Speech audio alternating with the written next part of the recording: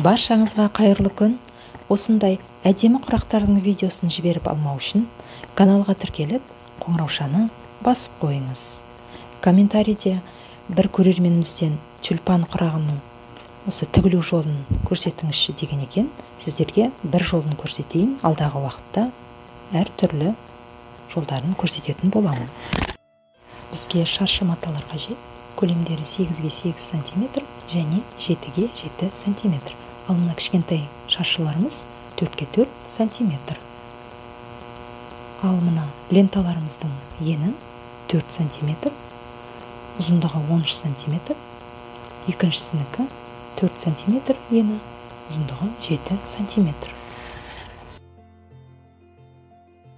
Енді біз көлемдері 8-ге 8 см болған шаршымызды бір-біріне беттестіреміз.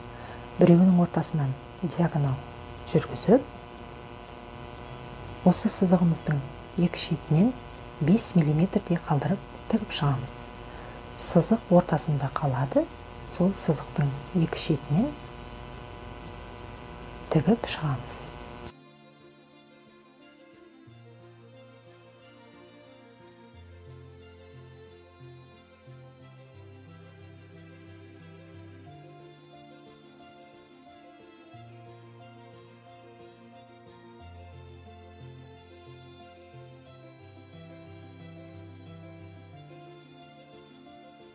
Тігіп болдық. Енді дәл сол сызған сызығымыздың үстінен қиып шығамыз. Шеттерінде артық жіп матасы болса, қиып алып тастаймыз.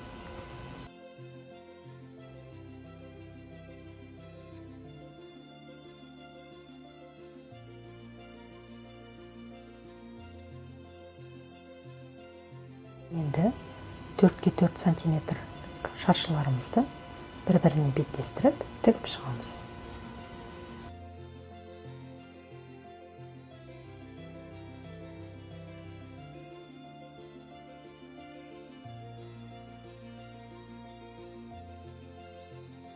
Мұнда біз тігіске 0,5 см қалдырып отырамыз.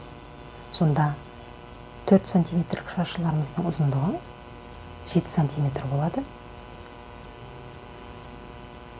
Үстінен 7 см лентамызды тігіп шығамыз. Енді сіз мұнда мұқият қараңыз. Осылай қойып алып, сосын барып 7 см лентаны тігіп шығамыз.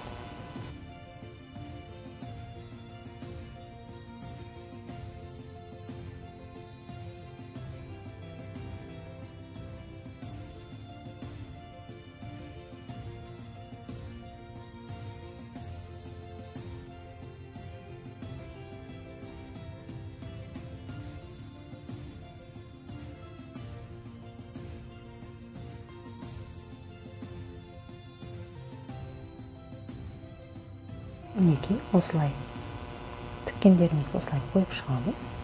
Мінекей әдемі тюльпан құрағы шықты. Енді бұларды бір-біріне беттестіріп тігіп шығамыз.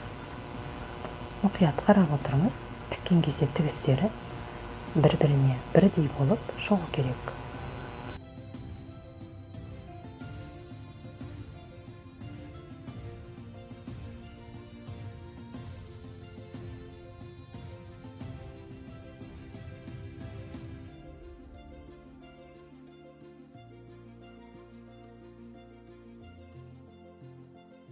Осы сәттен пайдалана отырып, каналымыздың дамуына үлес қосып, әрбір видеомызға лайк басып, комментарий жазып, жақсы пікірлерін қалдырып отырған мейірімді жандарға алғысымызды білдіреміз.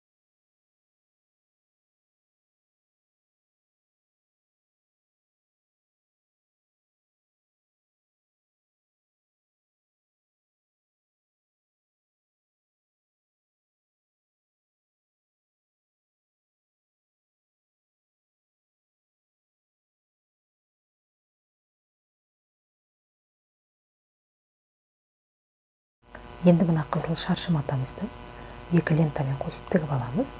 Енді мұқият қараңыз. Ортасы бірдей шығу үшін біз ортасынан бастаймыз. Яғни тігістері бірдей болу керек. Бір-бірінің үстінде тұру керек. Енді екінші жағын тігіп аламыз.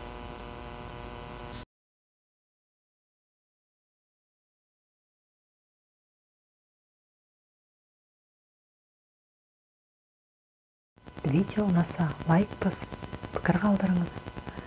Достарыңызға, жақыныңызға таратыңыз.